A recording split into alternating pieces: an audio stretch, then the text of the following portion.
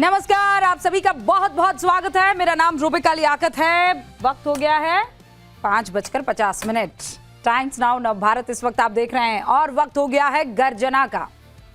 घड़ी में 5:50 मतलब गर्जना होगी।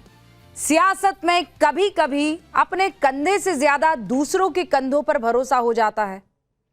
जेंजी वाले मामले में तो आप लोग समझ ही गए होंगे, और ये तब ज्यादा होता है जब आप खुद सफलता हासिल नहीं कर पा रहे हो, या फिर किसी के सहारे का इंतजार, और तब बढ़ जाता है जब आपको खुद पर विश्वास कम और सामने वाले की सक्सेस पर विश्वास ज्यादा होता है। भारत में विपक्ष और खासकर कांग्रेस, यही हो रहा है। बहुतों को यह बात कड़वी लगेगी, भयंकर ट्रोलिंग हो जाएगी, हो जाए, लेकिन सच्ची बात है। मंगलवार को लोकसभा के नेता प्रतिपक्ष और कांग्रेस के नेता राहुल गांधी एक सम्मेलन में पहुंचे। सम्मेलन कांग्रेस के ओबीसी विभाग का था। आउटरीच बढ़ गई है, no doubt about it. Congress पूरी तरह से प्रयास कर रही है, जेनजी हो, ओबीसी हो, तमाम दूसरे जो सेगमेंट्स ऑफ सोसाइटी, उन सबको एकदम आउटरीच करे, उसके पास पहुंचे। Wonderful idea. इसमें ओबीसी कांग्रेस के सभी जिला अध्यक्ष वहां पहुंचे भी। इसी सम्मेलन में राहुल गांधी जो कहते हैं उस पर ध्यान दीजिएगा। तो राहुल गांधी अर्ज करते हैं, पहले छात्रों के मसले पर जेनजी के आंदोलन में लोग सड़कों पर आए, सरकार को झुकना पड़ा, लेकिन उससे कई ज्यादा आबादी ओबीसी समाज की है। अगर वो सड़क पर आ गए तो मोदी सरकार को झुकना ही पड़ेगा। राहुल गांधी ने यह बयान जाति जनगणना के अलग से ओबीसी कॉलम ना होने को लेकर दिया गया है। अभी आपके यहां भी जनगणना हो रही होगी। इस तरीके का एक जो है पन्ना आपके सामने रखा जाएगा और इसमें बकायदा ये लिखा गया है, और 10वें नंबर जो है, 10वां नंबर, अगर आप ये पूरा प्रश्न पूछे जा रहे हैं उसमें कि भाई आपका नाम क्या है, मुखिया से आपका संबंध क्या है, आपका लिंग क्या है, जन्म तिथि क्या है, आयु क्या है, वर्तमान में वैवाहिक स्थिति आपकी क्या है, जनगणना के जो सवाल होते हैं उसमें जो 10वां नंबर है, 10वां बिंदु, वो 10वां बिंदु क्या कहता है? वो 10वां बिंदु कहता है अनुसूचित जाति, अनुसूचित जनजाति, और या फिर दूसरी जो आपकी जाति है आप उसको यहां पर मेंशन कर सकते हैं। ठीक है, ये इधर दिया है, जूम कर सकते हैं हम लोग, अगर कर लें तो आप बता दें। ठीक है, इसके अलावा जनगणना के इस बार जाति में ये जो पूछा गया है, इसे लेकर कांग्रेस को बहुत दिक्कत है। जाति चुनने का ऑप्शन नहीं दिया गया है, कांग्रेस ये कह रही है। आप बताएंगे कि आप कौन सी जाति के हैं, बस यही मेंशन क्यों किया गया है, कांग्रेस ये कह रही है। राहुल गांधी और उनकी पार्टी कांग्रेस इसी पर आपत्ति जता रहे हैं, और पार्टी इसी के सहारे ओबीसी को साधने की कोशिश कर रही है। राहुल गांधी के इस बयान पर एनडीए ने पलटवार किया। जेडीयू पूछ रही है कांग्रेस ने 60 साल में ओबीसी को क्या दिया। बीजेपी सवाल कर रही है, क्या कांग्रेस सड़क से देश चलाना चाहती है या उस वाली रणनीति पर काम कर रही है? आप खुद सुनिए। दरअसल दिल्ली में पेपर लीक पर प्रदर्शन के दौरान एक इंटरव्यू में योगेंद्र यादव ने कहा था कि देश का भविष्य संसद से नहीं सड़क से तय होगा। याद है ना, योयो ने क्या कहा था, मतलब योगेंद्र यादव ने, योया। हालांकि सवाल यह है कि अगर सड़क से भी मुद्दे तय होंगे तो यह काम विपक्ष खुद क्यों नहीं कर पा रहा है? क्योंकि सोशल मीडिया पेज बनाकर सीजेपी जैसा आंदोलन खड़ा होता है, छात्र उस पर भरोसा कर लेते हैं, बड़ा हो जाता है प्रदर्शन। देश का मुख्य विपक्षी दल है और विपक्ष का जो नेता है वो खुद उस आंदोलन का चेहरा नहीं दिखता है आपको। मतलब क्या कमी रह गई?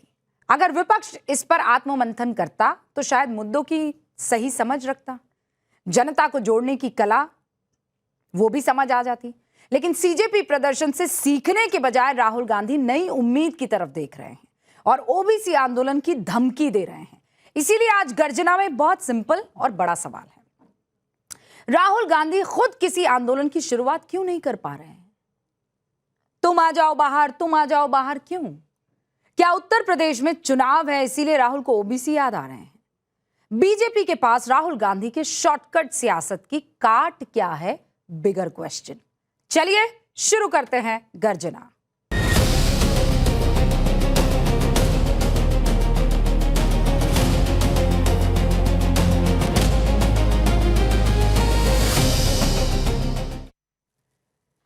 बड़े खास मेहमान हमारे साथ जुड़ चुके हैं। भैया, हमने कहा बीजेपी को आइए भाई हमसे बात कीजिए, इस मसले पर हम चाहते हैं कि चर्चा हो, तो बीजेपी की तरफ से कहा गया कि नहीं। कांग्रेस से कहा आओ भैया चलो चर्चा करते हैं, तो कांग्रेस ने कहा नहीं। तो अभी जो आपके सामने पैनल है, बेबाकी से बात रखने वाला पैनल आपके सामने पेश कर रही हूं। एलजेपी रामविलास पासवान गुट के सांसद है अरुण भारती जी हमारे साथ जुड़ चुके हैं, एक्सक्लूसिव हमारे साथ जुड़ेंगे। बहुत बहुत स्वागत है अरुण भाई आपका। मैं आपके पास आऊं उससे पहले बस मेरे तमाम जो साथी इस वक्त जुड़े हैं उनसे एक बार तारुफ करवा दूं जनता से और उनके बीच में राब्ता कायम करा दूं, फिर मैं आपके पास आऊंगी। इस वक्त आपको स्क्रीन पर बिल्कुल मेरे बगल में दिख रहे हैं शहजाद पूनावाला। आए हाय आपको शुभकामनाएं नई शुरुआत के लिए। आपको भी शुभकामनाएं नई शुरुआत के लिए।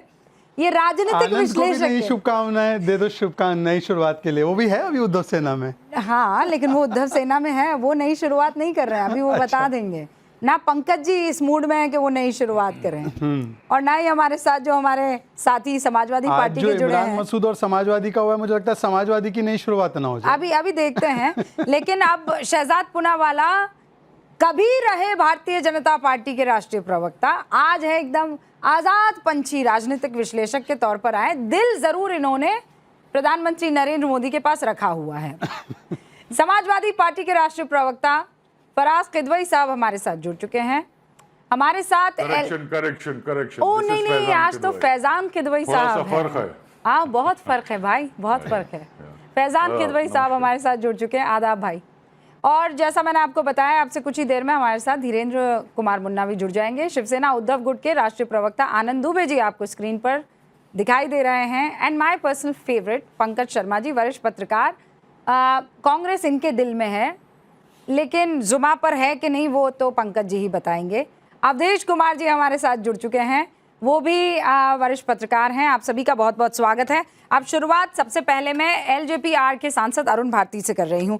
अरुण जी, ओबीसी के मसले पर राहुल गांधी ये कह रहे हैं कि अनुसूचित जनजाति और अनुसूचित जाति, इसका तो आप जिक्र करते हैं जब जनगणना होती है, लेकिन ओबीसी नहीं। ओबीसी क्यों नहीं मेंशन किया है? कोई खेल कर रही है भारतीय जनता पार्टी और एनडीए। सबसे पहले रूबिका जी, आपको मैं शुभकामनाएं देना चाहूंगा इस नई पारी के लिए। थैंक यू अरुण जी, बहुत बहुत शुभकामनाएं। और अपनी बात को मैं शुरुआत करूंगा रखने के लिए। राहुल गांधी ने सिर्फ ओबीसी की बात जनगणना के कॉलम में ही नहीं की, उन्होंने कहा कि ओबीसी अगर सड़क पर आ जाएगा तो जनजी जैसा आंदोलन हो जाएगा। रूपिका जी, सबसे पहला सवाल ये है, ओबीसी तो आज देश चला रहा है। जब देश चला रहा है तो आप उसको सड़क पर क्यों लाना चाहते हैं?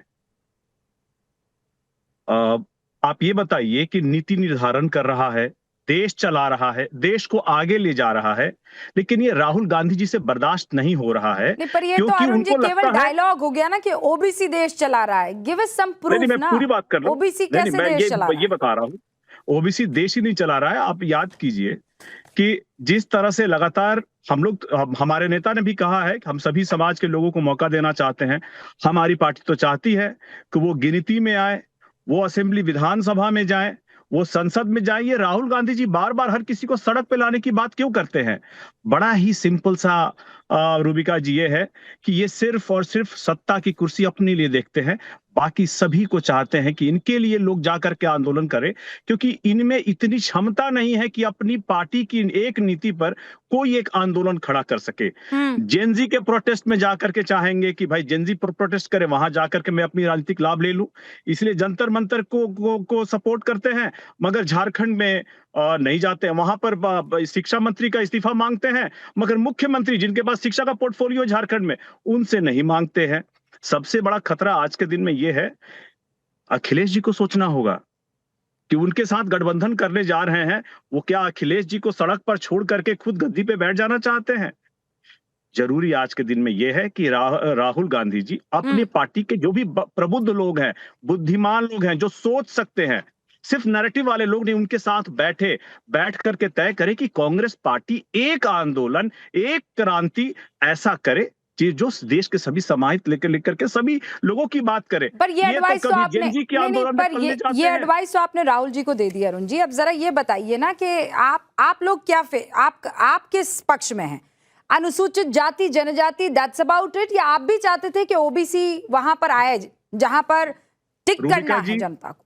रूपिका जी, ये बताइए कि जब हम किसी भी फॉर्म में मेंशन करते हैं तो हम समूह को मेंशन करते हैं, और उसके बाद जब समूह की को मेंशन किया जाता है तो अलग से ऑप्शन दिया जाता है कि अगर आपको ये चाहिए तो आप उसमें अपनी जाति लिख दीजिए। फॉर्म में ये सारी चीजें दी हुई है। ये मुद्दा का विषय नहीं है।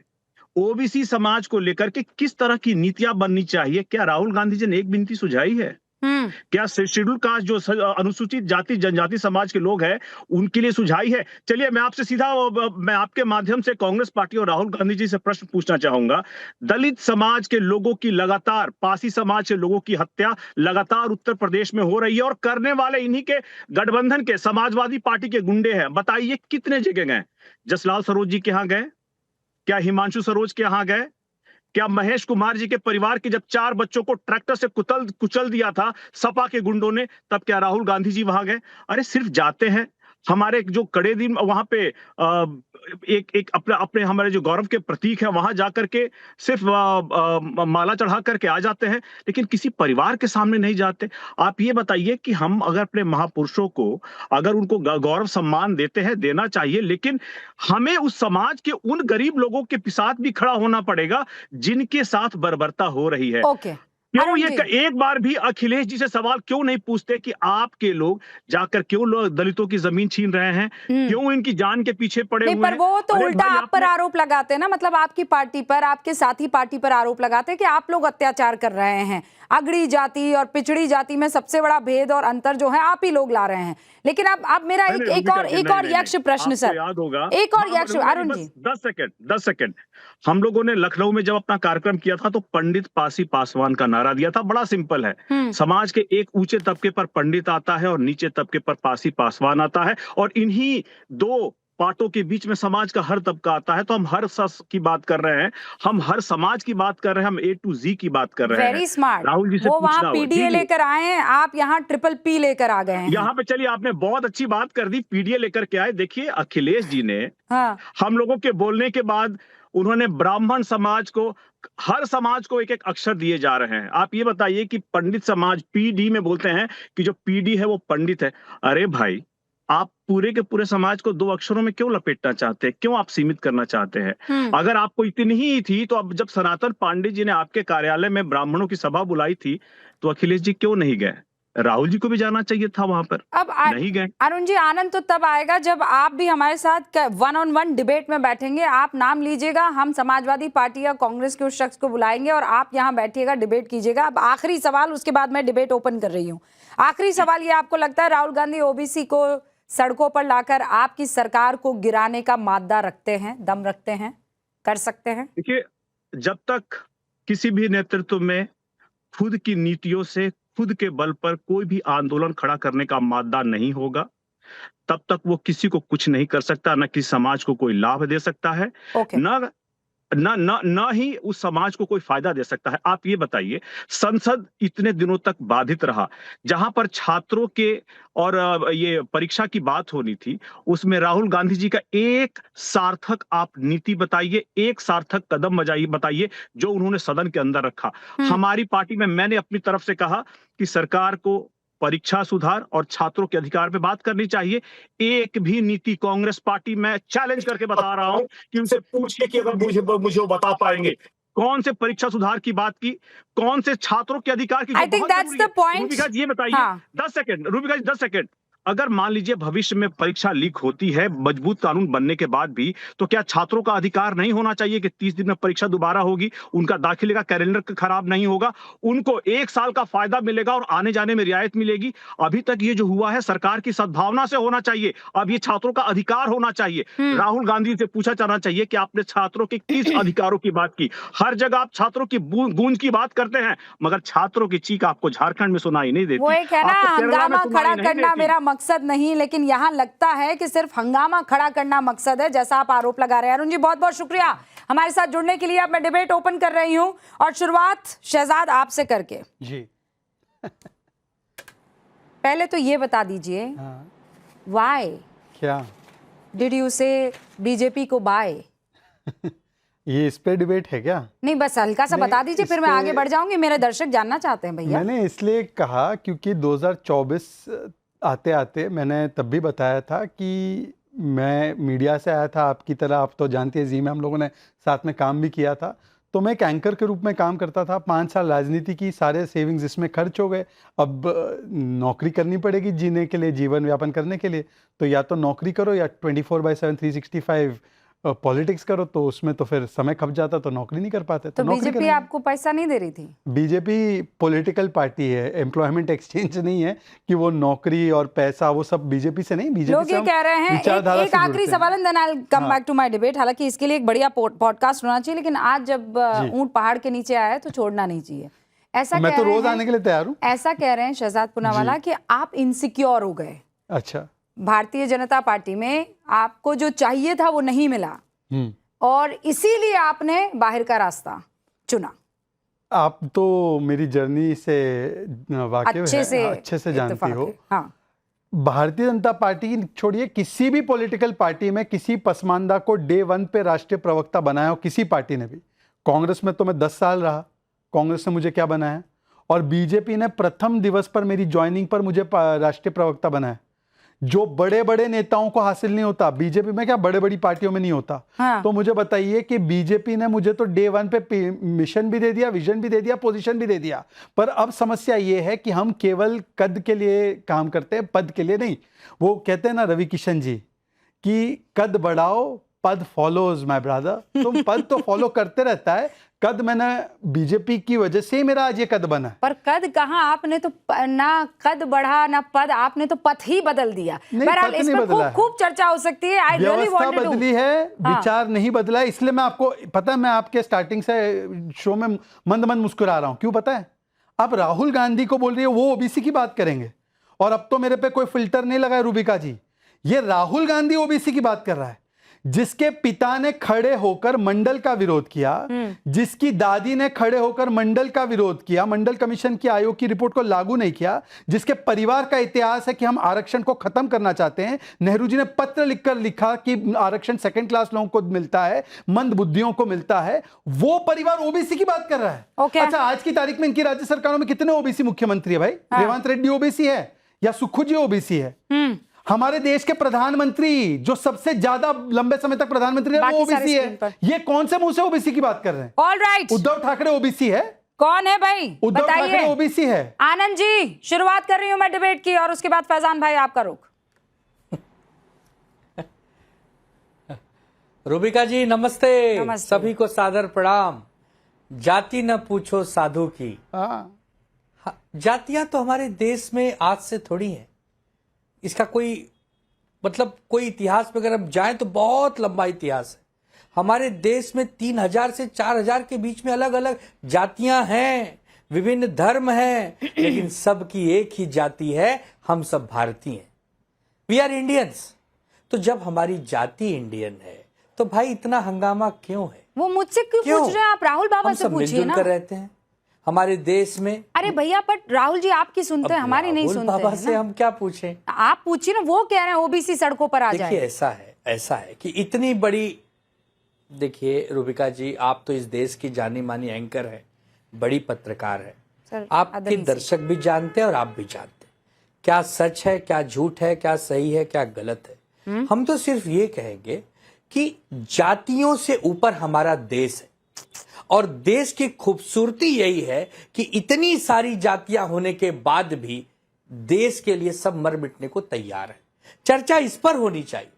राहुल गांधी जी ने कह दिया कि भाई ओबीसी का बड़ा वर्ग है, ये इसको इतना न्याय सुंदर मिलना ज्ञान चाहिए। जो कोई इन्होंने बात नहीं। दिया है आनंद जब जी ने, प्रधानमंत्री जी स्वयं ओबीसी के, आनंद जी ने ज्ञान दिया है, तो आनंद जी ये फिर तो जाति जनगणना के लिए एक मेरे टाइम पे क्यों खड़े थे? मेरे भाई, मैं नहीं, तो एक तुम सेकेंड। पर कटाक्ष भी नहीं कर सकता। एक सेकेंड शहजाद मेरे भाई, अब आनंद तो जी मैं ने तुम पर कटाक्ष नहीं है, कटाक्ष भी डिबेट नहीं है। कर सकता। डिबेट में सीरियस होना है।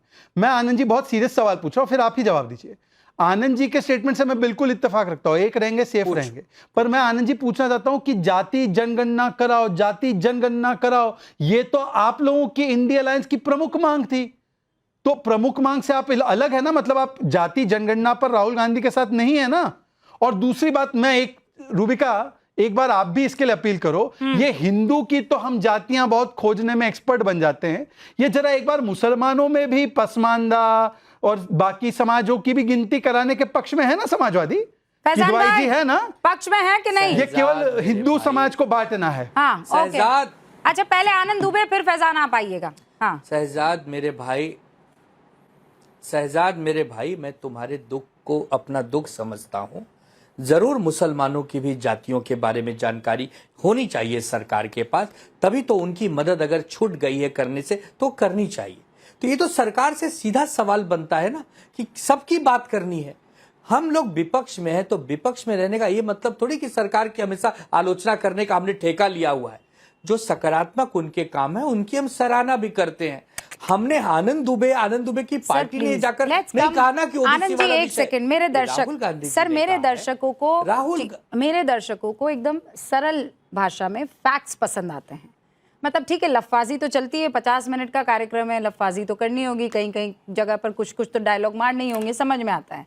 लेकिन मोटा मोटी जो चीज़ आज है वो ये है कि कांग्रेस, पंकज शर्मा जी, ये कहती है कि आपने हमें ओबीसी वाला ऑप्शन क्यों नहीं दिया है।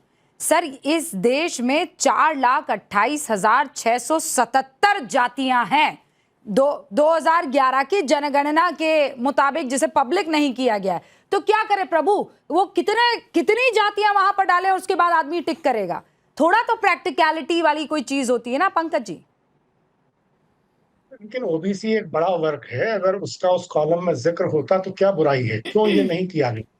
देश का जो विमर्श है, अगर ये उसका बुनियादी मुद्दा नहीं होता तो फिर नरेंद्र भाई मोदी की जो भारतीय जनता पार्टी है उसको इस मामले में पहले की अपनी सोच बदलने की जरूरत क्यों पड़ती?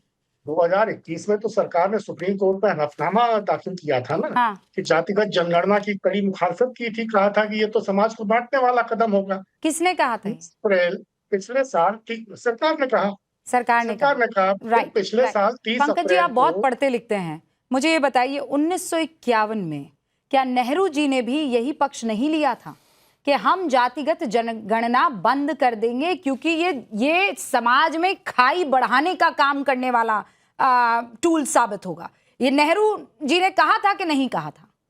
चलिए, नेहरू जी ने कहा था तो नरेंद्र भाई मोदी ने वही बात कही और सुप्रीम कोर्ट में उनकी सरकार ने हलफनामा दाखिल किया। 30 अप्रैल को पिछले साल अचानक क्या हुआ कि केंद्रीय मंत्रिमंडल की जो राजनीतिक मामलों की समिति में नरेंद्र भाई एकदम पलट गए। उन्होंने राहुल गांधी के सुर में अपना सुर कैसे मिला लिया? अब तो वो कह रहे थे कि जातिगत जनगणना करा के समाज को बांटना चाहते हैं राहुल, देश को तोड़ना चाहते हैं राहुल। फिर समाज को तोड़ने, देश को तोड़ने के काम में खुद क्यों शामिल हो गए? 2023-24 में हमारे मैं इस मसले पर 2023-24 में नरेंद्र भाई ने एक बार नहीं कई बार कहा कि जातिगत जनगणना तो अर्बन नक्सलियों की सोच है। जातियां तो सिर्फ 4 हैं, गरीब, युवा, महिलाएं और किसान। अचानक क्या हुआ नरेंद्र भाई मोदी को? नहीं तो जेनजी की कोई, अच्छा सुनिए पंकज जी, रुकिए, जेनजी की कोई जाति है क्या जिसको सड़क पर उतार कर बड़े खुश हुए लोग? और मैं ये नहीं कह रही हूं कि जेनजी को सड़क पर नहीं उतरना चाहिए था, ऑब्वियसली उतरना चाहिए था। जहां जिसको दिक्कत है वो आए सड़क पर, सरकार से मांग करे, मुझे कोई दिक्कत नहीं है, वो आपका हक है, लेकिन मर्यादा में रहते हुए, कानून की मर्यादा का पालन करते हुए। But you just tell me one thing sir, Rahul Gandhi अपने ही नाना की बात को दरकिनार क्यों कर देंगे? क्या वजह है? मैं मोदी वर्सेस राहुल तो कर लूंगी, but I don't understand Modi Rahul versus Nehru कैसे हो सकता है? नेहरू जी तो पक्ष में ही नहीं थे इसके, राहुल जी इसके पक्ष में क्यों है?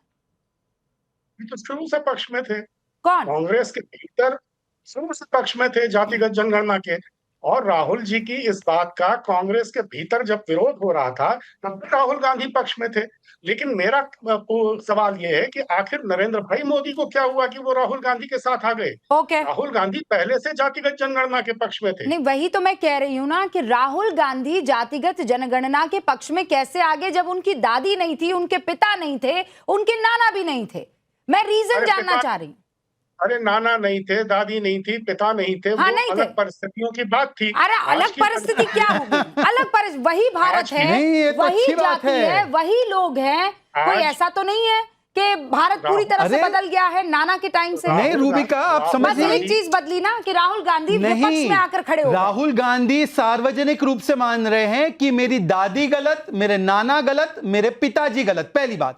दूसरी बात सुन लीजिए पंकज जी, 1 सेकंड सर, पंकज जी 2004 और 14 के बीच में, पंकज जी मैं 20 सेकंड में खत्म कर रहा हूं, आप 20 गिनिए, मैं खत्म कर रहा हूं, 20 सेकंड में खत्म कर रहा हूं। पंकज जी 2004 और 14 के बीच में आपकी सरकार ने जब जाति जनगणना कराई तो उसको क्यों नहीं पब्लिश किया? और तीसरी बात, मोदी सरकार ने तो ऐलान कर दिया कि कर दो जाति जनगणना, और वो तो हो रही है।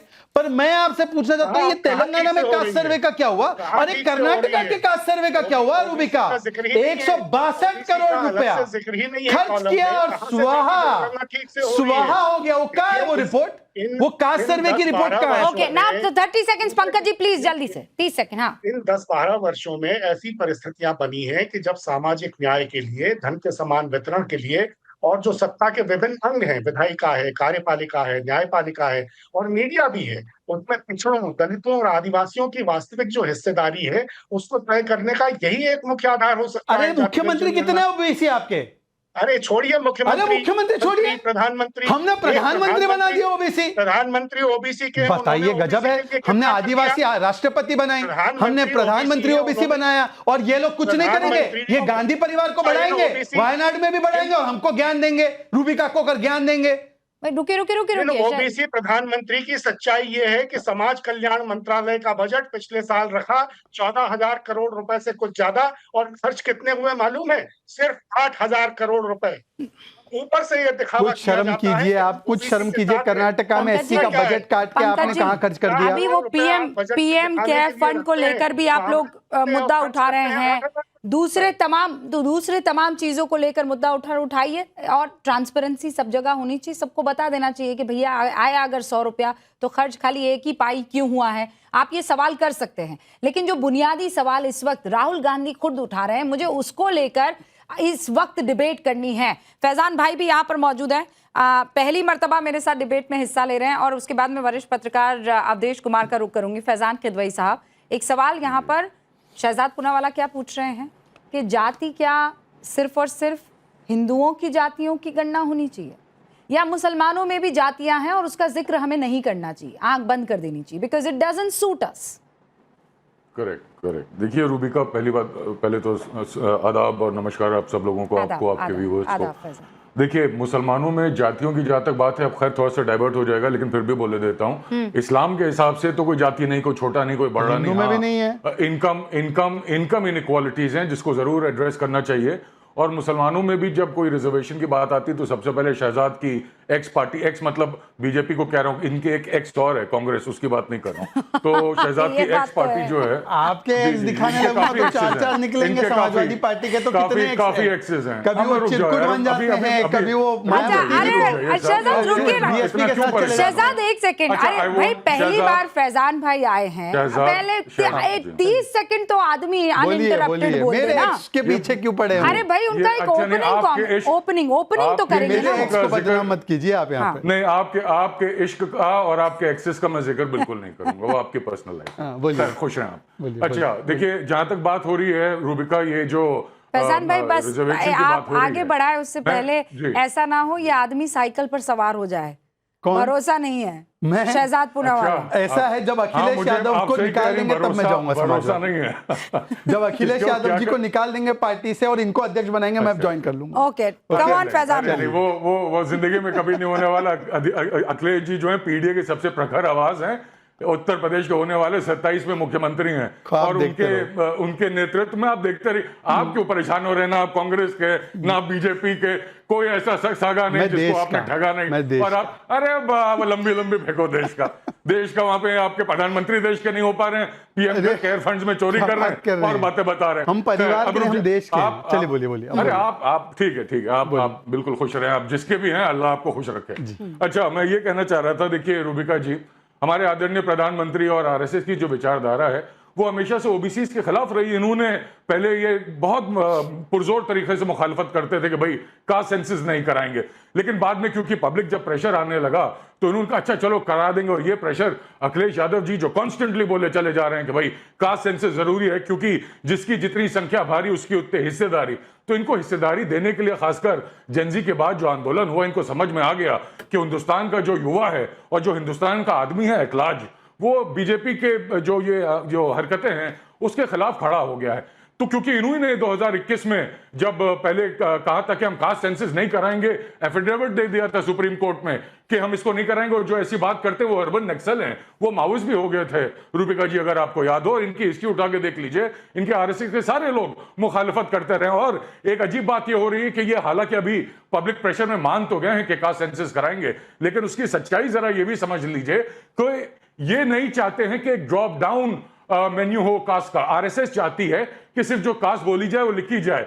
ये चीज 2011 में भी हुआ था, उसकी वजह से कंफ्यूजन क्रिएट हो गया था, क्योंकि वहां पे तकरीबन उस वक्त मानी भी तकरीबन 4100-400 प्लस कुछ जातियां थी, और जो लिख ली गई थी वो 46 लाख प्लस हो गई थी। उसकी वजह से कंफ्यूजन क्रिएट हुआ, कोई जो है उनको बेनिफिट जो है कास्ट का नहीं, 46 लाख नहीं, फैक्चुअली गलत हो जाएगा। 4147 जातियां थी, हम ये मानकर चले थे, और जो जातियां निकल कर आई वो 4,28,777 के आसपास निकल कर आई थी, या 677, मतलब 100 ऊपर नीचे हैं।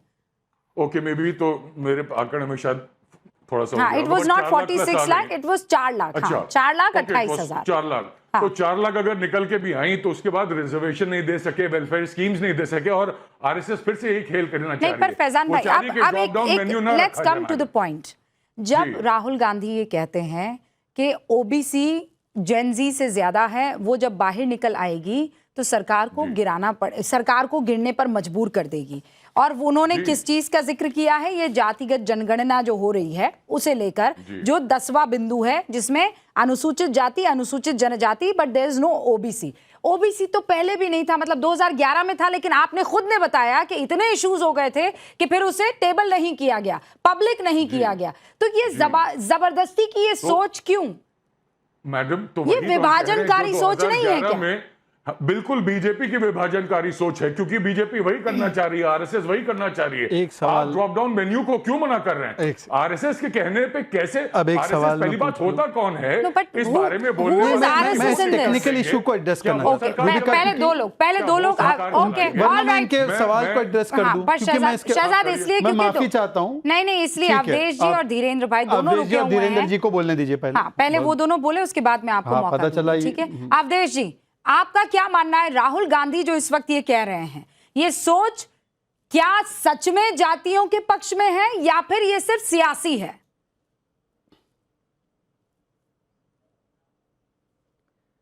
रूपका जी, ऐसा है कि ये जो विषय है ये बहुत ही संवेदनशील भी है, गंभीर है और थोड़ा जटिल है। अच्छा, अब राहुल गांधी जी के बारे में वो देश में लोकसभा के विपक्ष के नेता है, कोई व्यक्तिगत टिप्पणी बहुत उचित नहीं लगती, लेकिन अगर संवेदनशीलता, गंभीरता और जटिलता तीनों चीज अगर वो समझते होते तो उनकी भाषा अलग होती।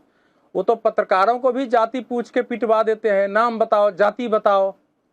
देखिए, ये इसमें नरेंद्र मोदी सरकार की ये सवाल तो कोई उठाएगा कि भाई जब जाति जनगणना हो रही है, शेड्यूल कास्ट, शेड्यूल ट्राइब्स का आपने कॉलम दे दिया है 10वें में, तो ओबीसी का कॉलम क्यों नहीं दिया? सामान्य तौर पर लगता है कि बिल्कुल सही सवाल है, लेकिन जब आप इसको गहराई में जाते हैं तब समझ में आती है कि सरकार ने क्यों नहीं किया होगा। जब सारी जाति लिखना है तो उसमें पिछड़ी जातियां क्यों नहीं किया होगा?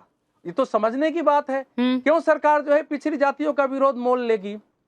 तो उसका जो मेरे को कारण समझ में आया है, मेरी किसी से बात नहीं हुई है, थोड़ी बहुत चर्चा हुई है, उसके आधार पर जो मैं समझा हूं कि SC ST का 1951 के हिसाब से एक धीरे धीरे एक ढांचा बना हुआ है। उस ढांचे के आधार पर उनकी गणना करने में समस्या नहीं होती है। लेकिन जिसको हम ओबीसी कहते हैं, जब 2018 में नरेंद्र मोदी सरकार ने ओबीसी आयोग को संवैधानिक दर्जा दिया तो सभी राज्यों को अधिकार दे दिए कि आप ओबीसी में अपनी जातियां शामिल करिए। वो अलग अलग लोगों ने अपनी जातियां शामिल की, तो ये जातियां सबकी लिखी जाएंगी, फिर उसके बाद जो कमेटी बनेगी उसके आकलन के लिए, वो उसमें से छांट सकती है कि कौन ओबीसी है या कौन नहीं है, कौन जनरल कास्ट है। इस समय वो करना संभव नहीं है। एक उदाहरण दे रहा हूं। ममता बनर्जी सरकार ने 2018 में 71 पिछड़ी जातियों को शामिल किया था, और आपको आश्चर्य होगा जान के कि उसमें 65 जातियां, केवल 65 मुसलमान थे। कुल इस समय 179 जातियां पिछड़ी में है, जिसमें 118 मुसलमानों की है। दूसरी बात जो फैजान भाई कह रहे थे, आपने एक आंकड़ा दिया है, वो शायद कहीं रिसर्च में कुछ कमी रह गई है। वो 4,28,000 वाला जो है वो महाराष्ट्र का आंकड़ा है। नरेंद्र मोदी सरकार ने 2018 में यह घोषणा किया कि 2011 की जो सामाजिक आर्थिक सर्वेक्षण की जातीय जनगणना है उसको हम जारी करने जा रहे हैं। जरा याद करिए, गृह मंत्री राजनाथ सिंह ने घोषणा कर दी, अरुण जेटली ने प्रेस कॉन्फ्रेंस कर दिया, नीति आयोग के उपाध्यक्ष अरविंद पनगड़िया के नेतृत्व में एक कमेटी बनी कि भाई इसको हम जारी कर रहे हैं। तो जो लोग कह रहे हैं कि वो जातीय जनगणना के पक्ष में नहीं है, उनको यह बैकग्राउंड जानना चाहिए कि वो सरकार ने कर दिया था। और उस समय जानते हैं विरोध किसने किया? उस समय विरोध करने वाली पार्टी थी समाजवादी पार्टी, आरजेडी, सारी मंडलवादी पार्टियों ने विरोध शुरू किया कि आप कैसे जारी कर सकते हैं। आश्चर्य की बात है ये, आपको पूरा रिकॉर्ड है। लेकिन जब उसने, अरे भाई गलत कैसे, मुलायम सिंह का ऑन रिकॉर्ड स्टेटमेंट है कि ये जारी नहीं होनी चाहिए, हम गलत नहीं बोल सकते हैं सर। अच्छा, पहले चूंकि देखिए फैक्ट्स में कभी भी इधर उधर तो उसमें आया क्या? नहीं, अवधेश जी आप सही कह रहे हैं। फैजान भाई जो कह रहे थे वो सही है। इट वाज 46 लाख, मतलब पहले जो आंकड़ों में, आपने मुझे नहीं फैजान भाई, यू आर राइट। मैंने जो आपको अभी नोट, वो, और अवधेश जी ने एकदम सही पकड़ा, वो महाराष्ट्र वाला था जिसमें 4,28,000 जातियां निकली थी। और आपने जो कहा कि 4,000 जातियां थी, उसमें उसमें 46 लाख विभिन्न जातियां निकल आई थी, which is true. So I stand correct, I stand correct. अच्छा, इनका जवाब मैं दे दूं पत्रकार साहब। जरा फैजान जी मैं बात पूरी कर लूं, जरा बात पूरी कर लूं, एक सेकंड। अरे रुकिए ना, बात पूरी कर लेता बोलिएगा। तो 46 लाख जातियां और गोत्र आने के बाद उसको जारी करना मुश्किल हो गया, क्योंकि भारत की जाति व्यवस्था ऐसे ही जटिल है। नरेंद्र मोदी सरकार ने 2021 में जो एफिडेविट दिया था उसमें नहीं, वो बात नहीं कही थी जो कि हमारे साथी करे। उसने यही कहा था कि भारत की जाति व्यवस्था जटिल है, इसलिए हम जाति जनगणना के पक्ष में नहीं है। लेकिन बाद में उन्होंने एक निर्णय किया है। तो मेरा ये कहना यह है कि राहुल गांधी जी अगर जेएनजी से तुलना कर रहे हैं, अगर वो चाहते हैं कि भैया देश में कुछ उसी प्रकार से हिंसक अराजकता हो जाए, कुछ और लोग खड़े हो जाएं लड़ने के लिए, तो उनका अपना तरीका है, वो करते रहें। लेकिन यही एक उपयुक्त तरीका था विचार के बाद कि एक बार सभी जातियों की गणना हो जाए, फिर स्टेट वाइज उसके अलग अलग निकाले जाएं, इस स्टेट में कौन पिछड़ी जातियां हैं और होगा, क्योंकि इसके अलावा कोई चारा अपने पास नहीं है। All right, Dhirendra Kumar Munna ji. निरूपिका जी, सबसे पहले तो आपको शुभकामना देता हूं नई शुरुआत के लिए। शहजाद भाई को भी शुभकामना देते हैं अपने पुराने काम को जारी रखने की और तेज गति से। और सभी पैनलिस्टों को नमस्कार। देखिए, जिस तरह के सवाल आदरणीय राहुल गांधी जी उठाते रहे हैं, मुझे लगता है कि ये मुख्य विपक्षी दल के नेता है कि भारत के विपक्षी दल के नेता है कि विक्षिप्त लोगों के नेता है। इस तरह के नैरेटिव जो लगातार हर 6 महीने पर गोलपोस्ट बदलते रहते हैं, देश के लोग जो अति पिछड़ा समाज के हैं वो अपना नेतृत्व आदरणीय प्रधानमंत्री जी में खुद को पा रहे हैं और वो सुरक्षित महसूस कर रहे हैं। दलित वर्ग के जो लोग हैं, जेएनजी हैं, वो आदरणीय चिराग पासवान जी के नेतृत्व में अपने अधिकार और अपने संविधान को सुरक्षित पा रहे हैं। ऐसे में इस तरह का नैरेटिव चलाना, और आपकी जैसी सोच रही है कि मैं पुराने नेहरू जी की भी बात नहीं करना चाहता, राजीव गांधी जी की बात नहीं करना चाहता, सीताराम केसरी जी के तो बहुत दिन नहीं हुए हैं, तब तो सोनिया मैडम आ गई थी, सारे चीजों को अपने हाथ में ले ली थी। और जिस तरह से उनका अपमान किया गया था एक अति पिछड़ा समाज के नेता का, उनके धोती तक खोल दिए गए थे। साहब, आप उनके वंशजों को कह रहे हैं कि मुझे गद्दी पे बिठाने के लिए सड़क पे आओ, और क्या देश के युवा ये बात समझ नहीं पाते हैं? मैं कह रहा हूं कि आज भी आपको जन समर्थन नहीं है तो कम से कम नैरेटिव तो अच्छा करिए, और अगर बोलना अच्छा नहीं आता है तो सुनिए अच्छे से। ओके। और अगर मैं तो कह रहा हूं कि आपको नेशन कभी रहा ही नहीं कि देश का मूड क्या है, मूड ऑफ द नेशन उनको पता नहीं है। इनके लिए तो ये डेस्टिनेशन वैकेशन है, कभी कभी आते हैं और कुछ ना कुछ एक नया नैरेटिव, अगर वो नैरेटिव औंधे मुंह गिर गया तो फिर उत्तर प्रदेश का चुनाव आया, अब लग गए उसमें पिछड़ा देखने के लिए। हाँ। साहब आप जिस तरह से राजनीति को लेकर के चल रहे हैं, मुझे लगता है कि देश के लोग, रूबिका जी माफ करिएगा, आपको पता नहीं राहुल गांधी जी और कांग्रेस पार्टी से कितनी मोहब्बत है, मुझे नहीं पता। अभी डिबेटेबल विषय नहीं है। मैं बता रहा हूं कि देश के लोग तो 12-14 साल पहले ही डस्टबिन में डाल दिया, आप उस डस्ट को क्यों उड़ाना चाह रहे हैं? ओके। उनको तो सड़क, देखिए, उनको तो- मैं अब यहाँ से जो हमारी डिबेट है वो कंक्लूजन की तरफ बढ़ेगी, और इसीलिए अब मैं चाहती हूँ कि जल्दी जल्दी आप अपनी बातों को यहाँ पे समाप्त, चूंकि अटैक आया है राहुल गांधी पर, दुबे जी उंगली तो आप उठा रहे हैं, पर ये बताइए आप उस अटैक का जवाब देंगे या मैं पंकज जी की? नहीं, मुझे कुछ कहना है, मुझे आज बहुत कम समय मिला रूबिका जी। तो आप पार्टी छोड़िए, फिर मैं आपको भी शहजाद की तरह 5 मिनट एक्स्ट्रा एक्सक्लूसिव समय दे दूंगी। उन्होंने तो बाला साहब को छोड़ दिया, ये तो बाला रूबिका जी, साहब मुझे छोड़ के 10 बैठे सेकंड दे हैं। दीजिए। अच्छा लीजिए, आज 30 सेकंड, आज आपका जो शीर्षक, रूबिका जी, रूबिका जी, अभय जी बिना पतवार के नाव पे बैठे रूबिका हुए जी, हैं, आपका किसी शीर्षक हाथ में है- तो पतवार पकड़िए। बोलना था सलवार अरे पकड़े सुनिए पतवार तो का। मालिक, हाँ, सुनिए। हाँ, हाँ, हाँ। देखिए, आज आपका शीर्षक है हाँ जी, कि जेनजी की तरह ओबीसी भी सड़क पे आ जाएगा। तो पहली बात तो उत्तर प्रदेश का जो ओबीसी समाज है बहुत जागरूक है, बुद्धिमान है, वो सड़क पर नहीं आएगा, अपनी बात आंदोलन से कहेगा। तो अपनी जेन बात, जी बुद्धिमान नहीं है। चिट्ठी लिखकर कहेगा, लेकिन वो कभी हिंसक नहीं हो सकता, क्योंकि मैं जेनजी तो और बुद्धिमान है, लेकिन वो जो जेनजी के नाम पे जंतर मंतर में कुछ तिलचट्टे भी घुस गए थे, वो तिलचट्टों की बात मैं नहीं कर रहा हूं, मैं मेरे भारत के करोड़ों जेनजी को बुद्धिमान बता रहा हूं। एक सेकंड, तिलचट्टों को, छिपकलियों एक को, सेकंड, उनकी बात आनंद जी, नहीं कर रहा। आनंद जी, लेकिन जो उत्तर प्रदेश का ओबीसी वर्ग है, सिरी, मैं उनको जानता तिलचट्टे इन हूं। English meaning cockroach. Cockroach. Cockroach. Okay, तो ये कॉकरोच के साथ तो उद्धव कॉकरोच। ठाकरे, हाँ, तो कॉकरोच जनता पार्टी के चेहरों के साथ तो उद्धव ठाकरे खड़े थे, नहीं, और जी उद्धव कॉज ठाकरे के लिए गए थे। इकोनॉमी क्लास में आए वो थे, कॉज के लिए गए थे, और फिर उसके बाद अभिजीत दीपके ना, वो दीपके, कॉज के हाँ, लिए गए। दीपके ने कहा कि और ये आए हैं उद्धव जी। ये उद्धव जी, आपको बता दूं इकोनॉमी क्लास में सफर करके आए, तो उद्धव जी कह रहे हैं कैसी बातें कर रहे हो,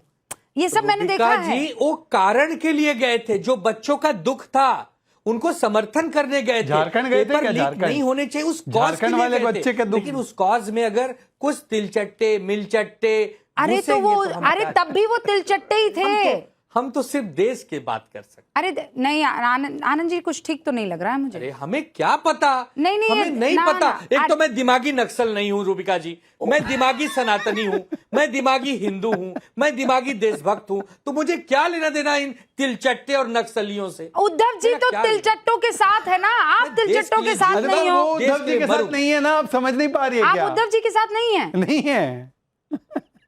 नहीं, अरे भैया मैं उन्हीं की पार्टी का प्रवक्ता हूं, क्यों ऐसा आप कहते हैं?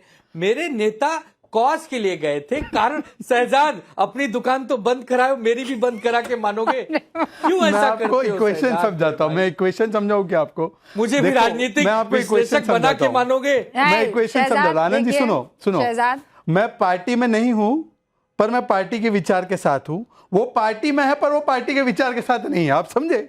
नहीं समझे ना? नहीं, पर वो पार्टी में है, पर पार्टी मैं के बाला विचार साहब के साथ ठाकरे जी नहीं की है। विचारधारा मैं के साथ पार्टी हूँ। में नहीं हूँ, मैं जीवन पार्टी के भर विचार रहूंगा। के साथ हूँ। हाँ, अभी ठीक है। मैं दूसरे पॉइंट पे आता हूँ। हाँ। क्या गजब का पैनल आपके लोगों ने आज बनाया रूबिका, एक सबको अगर पैनल पे दिखाओ तो। पहले वाले वो है उद्धव जी के, जो बाला साहेब ठाकरे कास्ट सेंसस के सख्त खिलाफ, हिंदू एकता की बात अगर किसने की तो स्वर्गीय बाला साहेब ठाकरे जी ने की।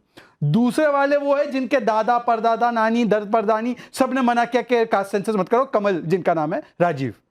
तीसरे वो है समाजवादी पार्टी जिन्होंने बोला reservation and promotion over my dead body, जिन्होंने दलित आइकॉन्स के नाम पर नाम रखे थे ना डिस्ट्रिक्ट्स के, उनको चेंज कर दिया और मायावती जी के साथ हॉस्टेल कांड कराया।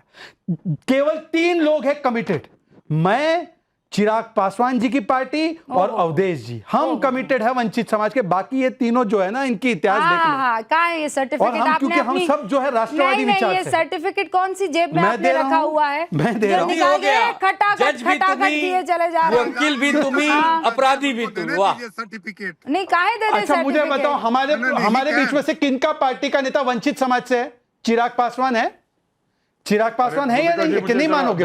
नहीं तो अरे अखिलेश यादव नहीं है क्या? अरे अखिलेश यादव जी के परिवार के ही सब सदस्य सांसद है और कोई नहीं बना। आइए फैजान जी, आइए, दीजिए जवाब भाई, हो जाइए आप भी। जी देखिए, सबसे पहले जो अपने ये अवधेश साहब हैं, उन्होंने कुछ नेताजी पे इल्जाम लगाया था। तो साहब आपको बता दूं, वो जो ऑब्जेक्शन लिया गया था वो हम रिजर्वेशन के ऊपर नहीं था। हम तो चाहते हैं जातिगत जनगणना हो, लेकिन 2011 की जो सेंसस हुआ था उसमें जो गड़बड़ी थी, हम चाह रहे थे पारदर्शिता हो, वैज्ञानिक तरीके से किया जाए, ताकि जिसका जितना हक हो उसको मिले। बीच में मत बोलिए, आपके बीच में नहीं बोला। बस इसी पर रुकेंगे फैजान भाई, इसी पर। तो वो हैं जिन्होंने 33% रिजर्वेशन जिसकी जितनी संख्या महिलाओं को दिया फैजान भाई सुनिए, ओबीसी को दिया। फैजान भाई एक मैं सुन लूंगी, इंपॉर्टेंट पॉइंट रह जाएगी ना फैजान भाई, इंपॉर्टेंट चीज रह जाएगी। जिसकी जितनी संख्या भारी उसकी उतनी हिस्सेदारी। You believe in this? Yes ma'am. You believe in this? Yadav Uttar Pradesh में कितने हैं और मुसलमान कितने हैं? जातिगत जनगणना कराइए ना तो पता चलेगा। जनगणना वही तो हम पहले करा दीजिए। मोटा मोटी बताइए। मुझे ऐसे नहीं पता मैडम, मैं कैसे कोई बीजेपी छोड़ी हूँ, शहजाद छोड़ी हूँ जो कुछ भी फैजान भाई, मोटा मोटी तो बता सकते हैं। यादव ज्यादा है या मुसलमान ज्यादा है उत्तर प्रदेश? मैं चाहता हूँ आप जनगणना कराइए तो पता चले। फैजान भाई रुकिए, जिसकी जितनी संख्या भारी उतनी उसकी हिस्सेदारी।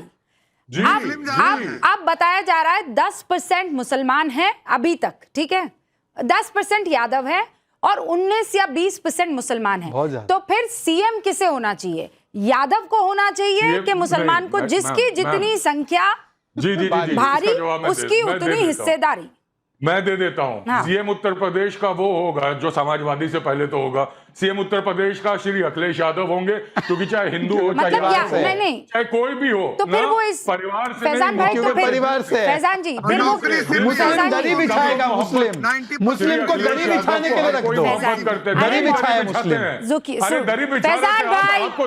फैजान भाई अरे आपने तो कहा कि अखिलेश यादव से सब मोहब्बत करते। मैं 3 बार कह देती हूँ कि अखिलेश यादव से पूरा उत्तर प्रदेश मोहब्बत करता है। अखिलेश यादव से पूरा उत्तर प्रदेश मोहब्बत करता है। एक और बार रिपीट कर देती हूँ, अखिलेश यादव से पूरा उत्तर प्रदेश मोहब्बत करता है, ठीक है। लेकिन मुझे ये बताइए कि जिसकी जितनी संख्या भारी उसकी उतनी हिस्सेदारी में ये कैसे फिट बैठेगा कि 20% तो मुसलमान है, 10% यादव है, लेकिन यादव मुख्यमंत्री बनेगा तो वो 20% मुसलमान क्या करेगा?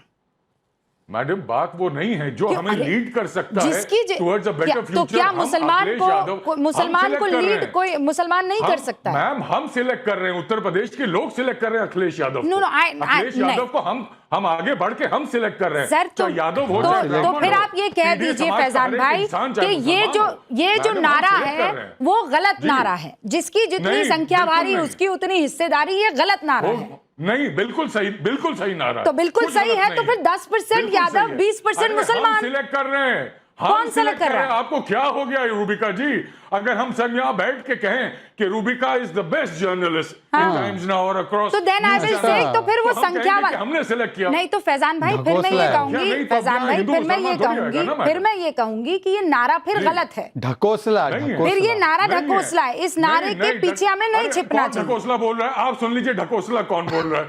ये आदमी जो बेचारे, अरे भाई बहन जी के साथ क्या किया आपने, आप बता रहे हो? आप बहन जी के साथ क्या किया था? के बारे में क्या आप शब्द बोले हैं बताऊं? बोला तक नहीं जाएगा। आपकी पार्टी फैजान भाई अब आपकी एक्स हो गई ना। मैं तो कोई पार्टी में नहीं हूँ। Previous ex, no party x.